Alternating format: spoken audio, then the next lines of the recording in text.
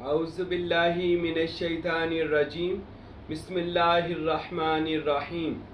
आज हम बात करेंगे पांचवी मंजिल बका बिल्लाह। जैसा कि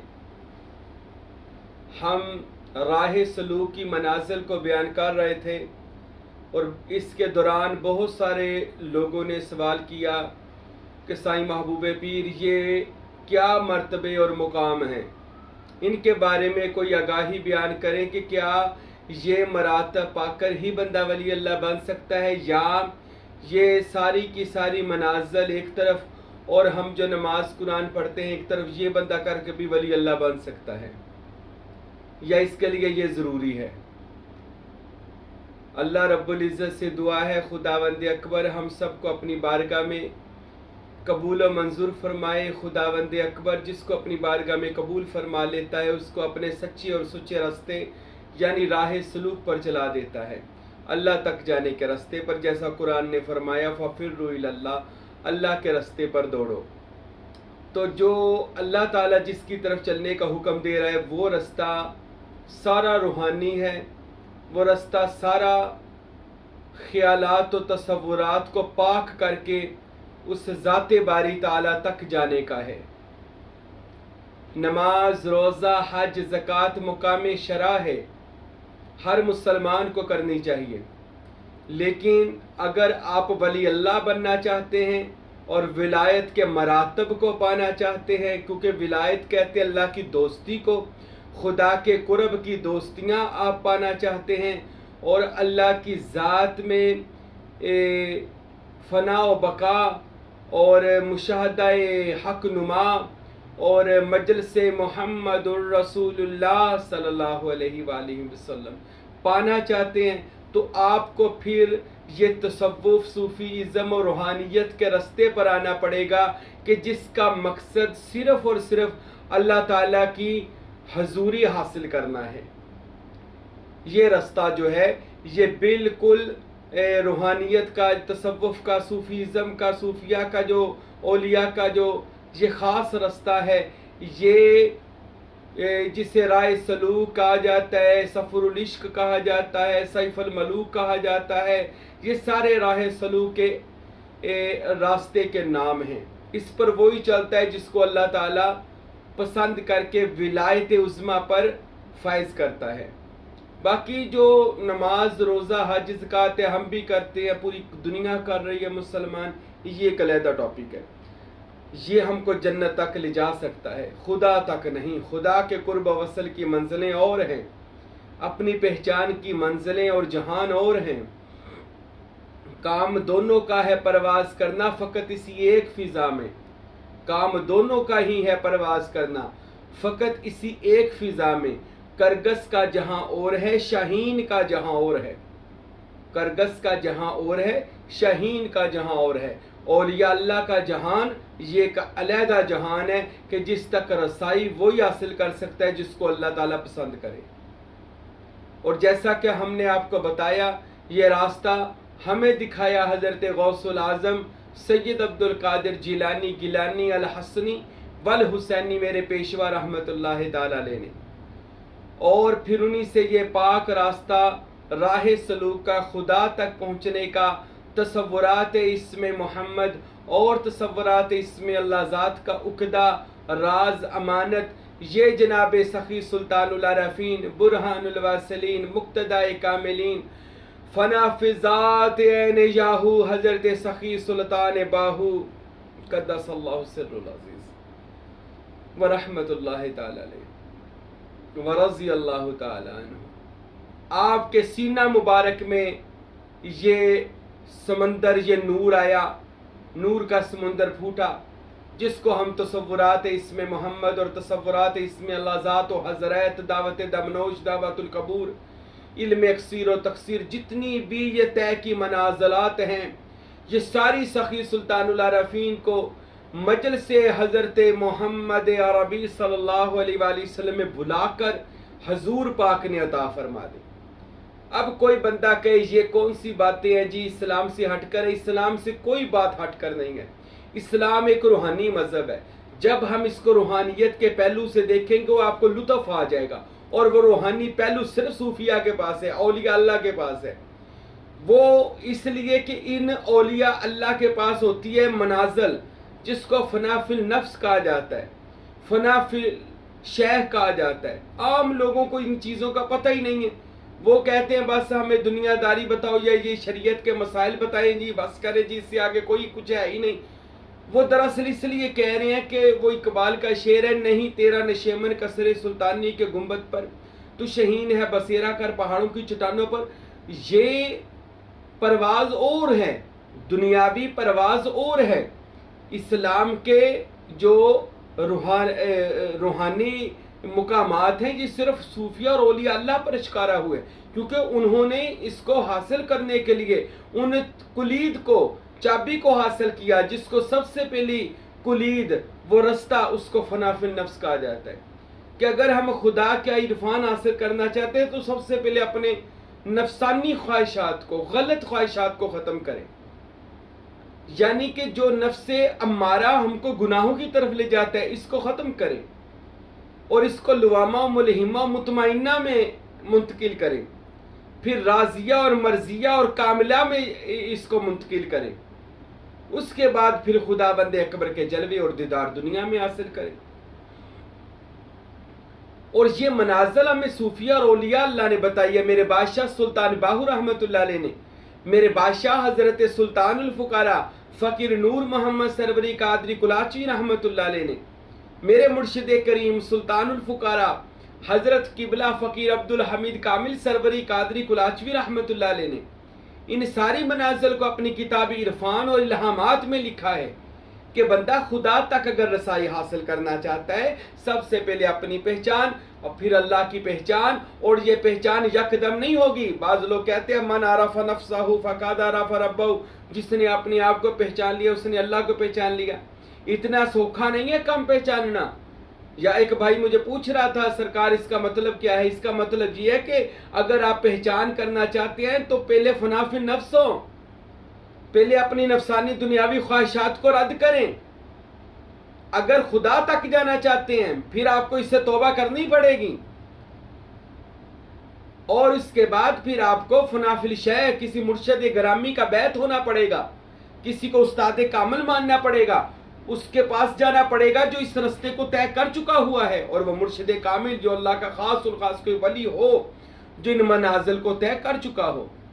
उसके बाद फनाफिल शेख हो, फिर उस शेख से मोहब्बत करें, उसकी हजूरी हासिल करें, उसकी ताबेदारी से खुदा का राज उससे हासिल करें। क्योंकि जो अल्लाह के वली हैं वो दुनिया में नुमाइंदा खुदा बनकर फिर रहे हैं, खलीफा खुदा हैं वो दुनिया में, खुदा के जानशीन है वो दुनिया में, उनके पास खुदा का राज मौजूद है। अंबिया और औलिया इसी राज को सीनों में लेकर तो दुनिया में आए और मौजज़ात और करामात दिखाए हैं।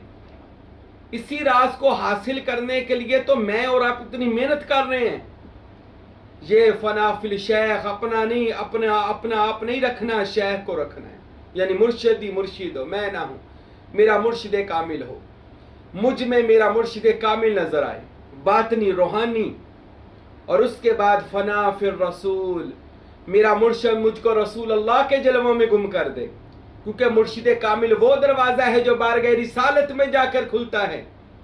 आपका पीर आपको हजूर की मजलिस में पहुंचाए और मजलिस में मोहम्मदी रंग चढ़ा दे आपके ऊपर, फिर आप हजूर पाक सल्लल्लाहु अलैहि वसल्लम की जात में फना फिर रसूल, जिसको मैंने पिछले बयानात में बताया कौन कौन हस्तियां फना फिर रसूल के दर्जे पर फाइज हुई। और फना फिर रसूल के बाद फना फिल्लाह, अल्लाह की जात में, इस समय जात में जो लोग फना हुए। और फिर उन लोगों का जो हाल है वो भी मैंने बयान कर दिया। आज मैं बयान करूंगा मुकाम बका बिल्लाह, 5वीं मंजिल है, जो लोग अल्लाह में बाकी रहे। जब बंदा फना होता है तो जात उसको संभाल लेती है। जब बंदा अपने आप को मिटा देता है इस राह सलूक में कि मैं कुछ भी नहीं हूं, तो फिर जात संभालती है कि अगर तू नहीं है तो मैं तुझे संभाल लूंगा। हजरत शफीक बल्खी रहमतुल्लाह अलैह, आपके कुछ मुरीदों ने आपसे हजरत सुल्तान बाय यजीद बुस्तामी रहमतुल्लाह अलैह की बात की और कहा, या शफीक बल्खी, बाज यजीद बुस्तामी के बारे में बड़ी मशहूर करामातें सुन रहे हैं और बातें सुन रहे हैं, तो हमें तो नहीं लगता वो किसी मर्तबे पर फाइज हो। तो हजरत आप क्या कहते हैं? फरमाया उसी से पूछ लेते हैं। तो शफीक बल्खी रहमतुल्लाह अलैह आपने ख़त लिखा, फरमाया ये ख़त लेकर हजरत बाज यजीद बुस्तामी के पास जाओ। तो वो लोग हजरत बाज यजीद बुस्तामी के पास रहमतुल्लाह अलैह के पास आए। ये बाज यजीद बुस्तामी सुन लें, इनका असल नाम हजरत तैफूर है। ये कुनियत थी उस जमाने अरबी के लिहाज से। ये बाज यजीद कोई यजीद ना समझ ले, ये दूसरा यजीद नहीं है। एम लोगों ने जिन्होंने शैतानी और शर फैलाना हो वो कहते जी ये वो बाज यजीद, वो तो यजीद का नाम ले रहे थे। बिल्कुल गलत है। नाम अरब लोगों में रख लिए जाते हैं या वो कुनियत से मशहूर कर दिए जाते हैं, लेकिन ये वो लोग थे जिनको अपने नामों से भी इज्तनाब था। ये लोग अपना नाम भी जल्दी नहीं बताते थे लोगों को। ये तो अपने नामों के साथ सिर्फ फकीर लिखा करते थे। तो हजरत बाज यजीद बुस्तामी वो हस्ती है जिनको हजरत दाता अली हजवेरी रहमतुल्लाह अलैह ने अपनी बड़ी ही खूबसूरत किताब कश्फुल महजूब के अंदर लिखा कि तसव्वुफ के 10 बड़े इमामों में से ये एक इमाम है कि जिनकी इबादत और रियाजत को देखने के लिए आसमान के फरिश्ते आया करते थे। तो हजरत बाज यजीद बुस्तामी रहमतुल्लाह अलैह कि जिन पर हर वक्त मुकाम हाल तारी था, मैं वो बात बताने लगा हूं जिससे बका बिल्ला कहते। सुन ले, जो लोग अल्लाह की जात में बाकी रहें उनका क्या हाल होता है, उनका क्या मुकाम और मर्तबा होता है। तो शफीक बल्खी ने खत लिखा, मुरीद लेकर बाज यजीद के पास आए, आकर खत दिया, हजरत ये हमारे पीर और मुर्शद हजरत शफीक बल्खी ने भेजा। हजरत बाज यजीद बुस्तामी ने खत पढ़ा। खत के ऊपर लिखा था आप किस मंजिल पर हैं, आप किस मर्तबे पर हैं या मंजिल पर हैं। तो बाज यजीद बुस्तामी ने नीचे लिख दिया, ऊपर लिखा था किस मंजिल पर है, तो बाज यजीद ने लिखिया नीचे लिख दिया किसी पर भी नहीं, और बस खत बंद करके वापस कर दिया। सवाल क्या था, आप किस मंजिल पर हैं? शफीक बल्खी ने लिखा। बाज यजीद ने जवाब दिया किसी मंजिल पर नहीं, कोई मेरे पास मंजिल नहीं है, कुछ भी नहीं है। तो ये खत जाकर हजरत शफीक बल्खी को दिया गया। आपने खत को खोला, पढ़ा, चूमा, आंखों से लगाया, मुरीदों से कहा चलो बोरी बिस्तर गोल करो, चलो चले बाज यजीद बुस्तामी से फैज लेने चलते हैं। मुरीदों ने कहा हजरत खत मुबारक में क्या लिखा है? फरमाया खत में लिखा है कि मेरे पास कुछ भी नहीं है। तो मुरीद कहने लगे हजरत जब उनके पास कुछ भी नहीं है, वो खुद इकरार कर रहे हैं, तो फिर हम क्या लेने जाएंगे, फैज क्यों लेने जाएंगे जबकि वो खुद इकरार कर रहे हैं मेरे पास कुछ भी नहीं। अल्लाह अकबर। तो हजरत शफीक बल्खी ने फरमाया ओ मुरीदो आप समझे नहीं हो, जहां पर कुछ ना होना वहां पर अल्लाह जरूर होता है, जहां पर कुछ ना हो वहां पर अल्लाह होता है। बाज यजीद से पूछा कौन सी मंजिल है? कहता कोई भी नहीं, और कोई भी नहीं का मतलब है कि कुछ भी नहीं, जहां पर कुछ भी ना हो वहां पर अल्लाह होता है। बाज यजीद बुस्तामी बका बिल्लाह की मंजिल पर फायज हैं, अल्लाह की जात में बाकी रह गए हैं। अल्लाह नहीं, कोई बंदा कहे जी वो अल्लाह बन गए हैं, बंदा बंदा ही रहता है मगर वो बाखुदा हो जाता है, खुदा के जात उसकी शान के मुताबिक रहता है। हजरत बाज यजीद बुस्तामी के पास दौड़ लगाओ कि वो उनके से फैज लेने जाएं। ये बका बिल्ला की एक झलक है। और हजरत सखी सुल्तानुल आरफीन सुल्तान बाहू रहमतुल्लाह अलैह आपने इरशाद फरमाया अपनी किताब नूरुल हुदा में, जिसका नाम हक नुमा नूरुल हुदा, तो आपने उसमें इरशाद फरमाया लोगों सुनो, इन सारी मनाजिल को तय करते हुए बाहू जब बका बिल्ला की मंजिल पर पहुंचा तो दुनिया में कायनात में अल्लाह के जलवे के सिवा किसी का जलवा ना देखा।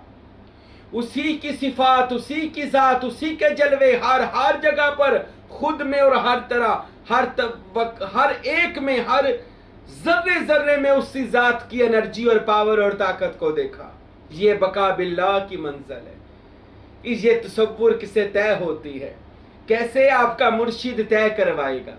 इसमें अल्लाह ज़ात का दिल पर इतना तसव्वुर करें, आपके ख्यालात के दरीचे खुल जाएं, आपका इसमें अल्लाह ज़ात से दिल रोशन हो जाए, और उसके बाद आपकी ये रूहानी मंजिल बातनी तौर पर तय होती रहेगी। गाहे बगाहे सालक को अल्लाह ताला इल्हाम करता रहेगा। अगर पता ना भी चले सालक को मैं किस मंजिल पर हूं, तो उसको जान लेना चाहिए उसका पीर जानता है तू किस मंजिल पर है।